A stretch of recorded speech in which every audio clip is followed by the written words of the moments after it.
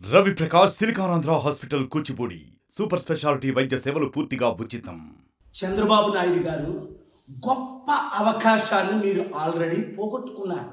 June 5నే మీరు India కూటమి ప్రధానమంత్రిగా ప్రమాణం చేసిన లేదా మోదీ గారిని deputy prime minister, home minister, finance minister, foreign minister ఏదైనా అడిగితే మీకు ఇచ్చారా? ఇవ్వలేదు. 240 సీట్లు బీజేపీకి ఉన్నప్పుడు మిమ్మల్ని నితీష్ కుమార్ని వాడుకొని ఇప్పుడు 309కి వచ్చారు. ఇప్పుడు మీ 16తో మీరు బయటకు వచ్చినా వారికి చేసే నష్టం లేదు.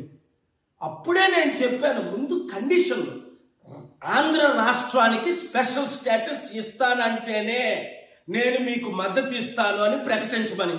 మీరు అవకాశాన్ని పోగొట్టుకున్నారు.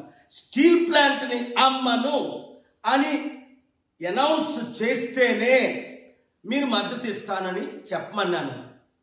మోదీ గారు ఇచ్చిన 10 వాగ్దానాల్లో ఒక్కటి కూడా నెరవేర్చలేదు. మీరు ఢిల్లీ లీడర్స్ని అసలు మిమ్మల్ని జైల్లో పెట్టించింది వారని మీకు తెలుసు. మీకు దేవుడిచ్చిన అవకాశాన్ని మీరు కోల్పోయారు. ఇప్పుడు రేపు చివరి అవకాశం, ఎందుకంటే మీ ప్రమాణ స్వీకారానికి వారిని మీరు పిలిచారు గనుక స్టేజ్ మీద మీరు నిలబడి, ఇప్పుడే నేను మంచి మెసేజ్ పెట్టాను మోదీ గారు పర్సనల్ సెల్ నెంబర్కి, మీరు కూడా స్టీల్ ప్లాంట్ అమ్మము, స్పెషల్ స్టేటస్ ఇస్తాము, ఈ రెండే చాలు మనకి. తత్మయాన్ని పక్కన పెట్టండి.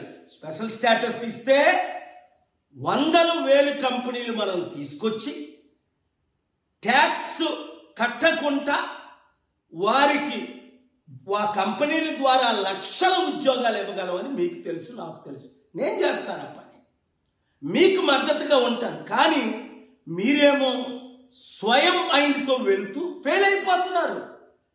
చివరికి ఎంత అప్పు ఉందో మీకు తెలియదు అంటున్నారు. 10 లక్షల కోట్లకు అత్యధికంగా మీరు చేసింది, జగన్మోహన్ రెడ్డి చేసింది అప్పు ఉంది. ఎలా కడతారండి?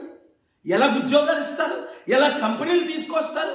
ఇంత మంచి అవకాశాన్ని పోగొట్టుకుంటే 94 గుర్తించుకోండి, 2004 మీరు దేశ నాయకులు ఎలాగైగా అవ్వాలి.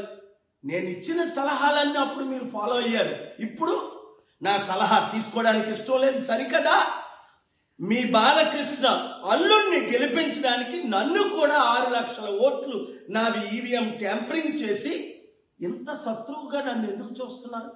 ఇన్ని సంవత్సరాలు, 30 సంవత్సరాలు మీకు బ్లెస్సింగ్స్ ఇచ్చినందుక, సపోర్ట్ ఇచ్చినందుక, ఆశీస్సులు ఇచ్చిన, ఇప్పుడు కూడా మిమ్మల్ని నేను క్షమించి మీకు అండగా నిలబడి దేశంతో ప్రపంచాంతో పోరాడి రాష్ట్ర అభివృద్ధి కొరకు నేను సిద్ధంగా ఉన్నాను. మీరు సిద్ధంగా లేరు కదా? ఆలోచించండి, దైవ నిర్ణయాలు తీసుకోండి. దేశం కొరకు, ముఖ్యంగా మన రాష్ట్ర అభివృద్ధి కొరకు, 6 కోట్ల ప్రజల్ని రక్షించడం కొరకు ఒక్క మంచి పని మీరు చేయండి. దేవుడు మిమ్మల్ని దీవిస్తాడు. మరిన్ని వీడియోస్ కోసం ఛానల్ ని సబ్స్క్రైబ్ చేయండి. లేటెస్ట్ అప్డేట్స్ కోసం వాట్సాప్ ఛానల్ ని ఫాలో చేయండి. అండ్ లింక్ డిస్క్రిప్షన్ లో ఉంది.